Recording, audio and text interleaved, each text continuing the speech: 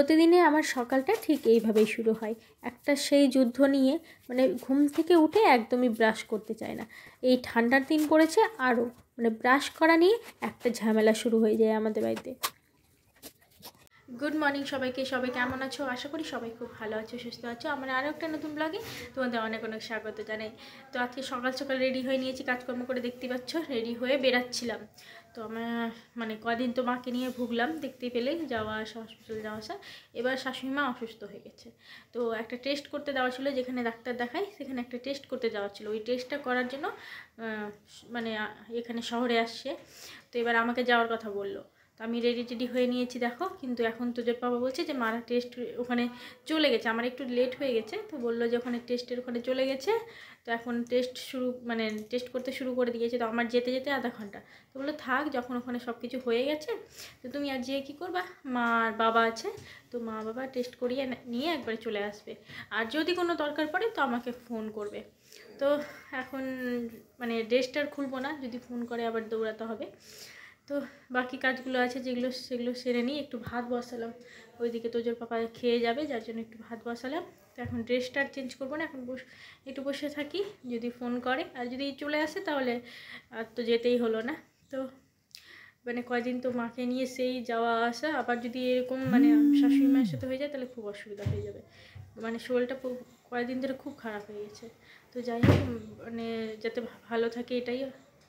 তো চলো এবার কাজকর্মগুলো টুকটাক করে করি। এমনি বিছানা টিছানা সব গুছিয়ে নিয়ে গেছিলাম, তো ওই ঘরে মারা যেহেতু এসে থাকবে, তো ওই ঘরে বিছানাটা ছেড়ে নেবো। আমি এদিকে একটু টুকিটাকি কাজ করছিলাম, তো এদিকে সেলাই একটু বসেছিলাম। তো কিছুটা শীতের প্যান্ট ছিল, যেগুলো উলের প্যান্টগুলো, সেগুলোর আবার এলাস্টিক ঢিলে হয়ে গেছিলো। তো বাজার থেকে এলাস্টিক কিনে এনে সেগুলোর এলাস্টিকগুলো লাগাচ্ছিলাম। তারপরে দেখি যে মারা চলে আসলো টেস্ট করিয়ে। তো এবার এদিকে তোজোর পাপার জন্য একটু সেদ্ধ ভাত করেছিলাম, সেই সেদ্ধ ভাত থেকে মাকে একটু ভাত দিলাম, যেহেতু সকালে না খেয়ে বেরিয়েছিল। আর বাবা যেহেতু সকালে ভাত খায় না, বাবাকে একটু মুড়ি দিলাম। তো ওখানে রোদে বসে বসেই খেলো। তো এইদিকে দেখো তোজোর পাপার ভাত করেছিলাম, তোজোর পাপা কাজে সেই বেরিয়ে গিয়ে এখন আবার খাওয়ার জন্য এসেছে। বারে বারে ফোন করলাম, তারপরে আসলো। তো রান্না বসিয়ে দিয়েছি, ভাত হয়ে গেছে। আর এই যে বাঁধাকপির তরকারি। বাবা ঠান্ডাতে দেখো ওই পার থেকে হাওয়া দিচ্ছে। আর এই ঠান্ডার সময় জানো তো, মানে গরমের সময় এরকম বাতাস পাওয়া যায় না, কিন্তু ঠান্ডার সময় ঠিক ঠান্ডা ঠান্ডা বাতাস দিবে। দেখো বাঁধাকপির তরকারি প্রায় হয়ে এসেছে। আর মটরশুঁটিটা বাঁধাকপিতে দিব, আর আলু, শিম আর গাজর দিয়ে ভাজা করবো। এদিকে মায়ের জন্য জল বসিয়েছি স্নান করার। আর এইদিকে দেখো সব কেটে রেখেছি ভাজার জন্য। মটরশুঁটিটা দিয়েই দিই, নাহলে সেদ্ধ হবে না। এটা দিয়ে দিলাম।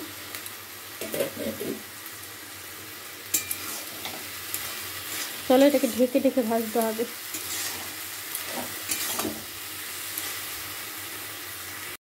আজ হচ্ছে বৃহস্পতিবার, আমাদের নিরামিষ। আর রান্নার মধ্যে কী কী হবে সেগুলো তো তোমাদেরকে বললামই। তো আগে রান্নাটাই সেরে নিলাম, কারণ আমাকে রান্নাটা টাইমের মধ্যে দিতে হবে, যার জন্য রান্নাটাকে সেরে নিলাম। স্নান করে পুজোটা করে নেবো। আর বাড়িঘর সব মুছে রেখেছি, সকালেই সব করে রেখেছি, যার জন্য একটু সুবিধে হলো।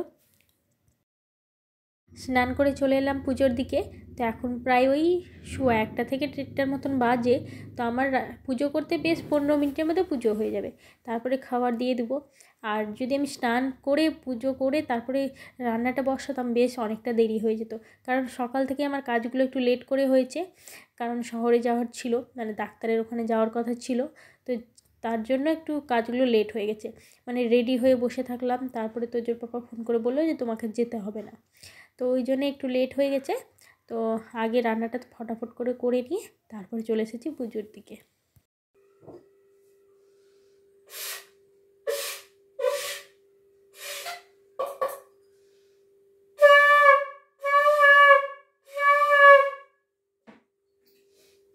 তো বাবার আর মায়ের খাওয়ার বেড়ে নিয়েছে, এত জোর খাওয়া হয়ে গেছে। তো তো এদিকে মা শুধু বললো যে ডালের উপরে যে জলটা থাকে সেটা দিয়ে আমাকে খেতে দিও। আর বাবার এদিকে খাবার বেড়ে নিয়েছি। তো ওইদিকে দেখো বাবা মা খেতে বসে গেছে, আর আমার দুষ্টু ছেলেটা খাওয়া দাওয়া করে এই পারের ওপর ঘুরে বেড়াচ্ছে। কারণ ওর দাদু ঠাম্মির খাওয়া হয়ে গেলে ওরা মাঠের দিকে ঘুরতে যাবে। যেহেতু আমাদের বাড়ির আশপাশে একটু রৌদ্রটা কম, যার জন্য মাঠের ওইদিকে যেয়ে বসে থাকে রোদে, বেশ রৌদ্র হয় মাঠের দিকে। তো চলো খাওয়া দাওয়া আমাদেরও কমপ্লিট হয়ে গেছে। তো এদিকে আমি একটু রাস্তার দিকে বেরালাম, আর রাস্তার দিকে যেন একদমই বেরাতে ইচ্ছা করে না, সবসময় বাড়িতে থেকে থেকে অভ্যাস হয়ে গেছে। তো চলো এদিকে তোমাদেরকে দেখাচ্ছি আমার বাড়ির আশপাশটা একটু। ওই যে ওরা দেখছে আমি মানে মোবাইলে ভিডিও করছি।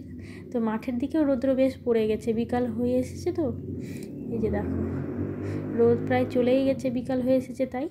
তো তোজোরা যে কোন দিকে গেছে আমি আর বেশি দূর গেলাম না, আমি এই সামনে থেকেই। তো চলো বাড়ির ভিতরে যাই, আর বেশি দূর যাব না।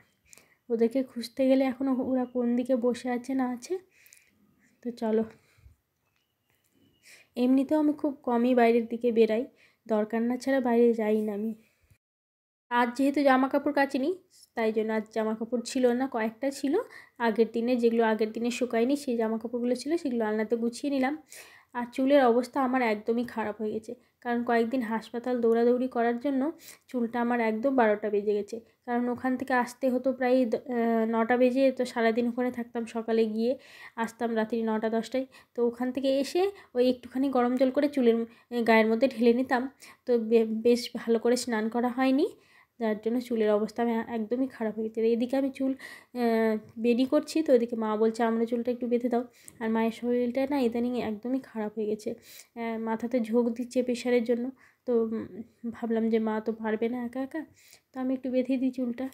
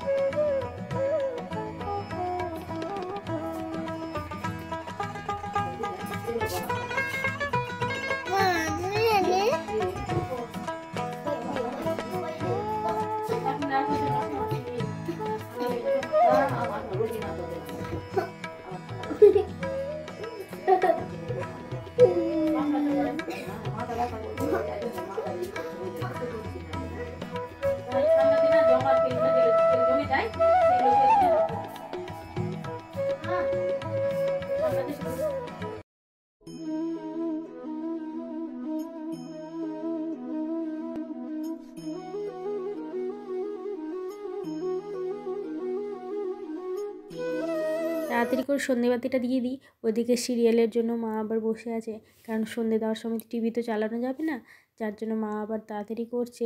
কারণ সিরিয়ালগুলো এখন এত সুন্দর হচ্ছে, আর মা সবগুলো সিরিয়ালই দেখে। আমি যেগুলো দেখি সেগুলোই মা দেখে। তো আমার মাঝে মধ্যে বাদ পড়ে যায়, কারণ সবসময় তো আর দেখা হয় না, বাড়িতেও থাকা হয় না। চা খেয়ে চলে এসেছি রান্নার দিকে। তো তাড়াতাড়ি করে রান্নাটা সেরে নিই, কারণ শীতের রাতে জানো তো বেশ রাত করলে না ভালো লাগে না। তো এদিকে জল গরমের জন্য তো ইলেকট্রিক কেটেলটা বের করেছি, খুব অসুবিধা হচ্ছিলো। এদিকে ইন্ডাকশানটা খারাপ হয়ে গেছে। তো আর রাতে রান্না হবে সোয়াবিনের তরকারি, বেশ দারুণ হবে কিন্তু। আলুগুলো হালকা করে ভাজা হয়ে গেছে, নতুন আলু তো মানে ভাজলেও বোঝা যাচ্ছে না, তোমার দাগটা হচ্ছে না, একটা হালকা লাল লাল দাগ হয় না নতুন আলুতে, সেটা হচ্ছে না। তো সোয়াবিনগুলো এবার দিয়ে দেবো। সোয়াবিনগুলো দেখো কি সুন্দর বড় বড় সোয়াবিন, তাই না? ছোটো সোয়াবিনটাও আমাকে বেশ ভালো লাগে, কিন্তু তোজোর পাপার আবার এই সোয়াবিনটাই বেশ ভালো লাগে। ও আবার এই সোয়াবিনটাই বেশি নিয়ে আসে, আর আমাকে আবার ছোটো ছোটোটা বেশি ভালো লাগে।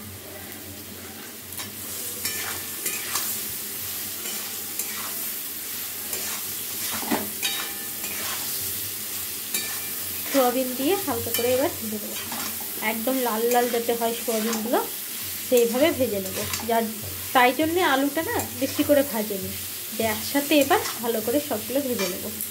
এদিকে আমার রান্না কমপ্লিট একদম, ভাতও করলাম আবার রুটিও করলাম। তো 3টে রুটি করলাম, বাবা যেহেতু 2টো খাবে বললো তো একটা বেশি করলাম। আর এদিকে তোমাদের সোয়াবিনের তরকারিটা দেখাই, এই যে সোয়াবিনের তরকারি। তো সোয়াবিনের তরকারি, ভাত, রুটি আর দিনের ডাল আছে, ভাজা আছে, আর বাঁধাকপির তরকারি আছে, তো হয়ে যাবে। আর এই দিকে দেখো জল গরম করছে, ভুড়ি দেখা যাচ্ছে তোমার শুধু। তো চলো আজকের মতন ভিডিওটা এখানেই শেষ করলাম, সবাই ভালো থেকো, গুড নাইট।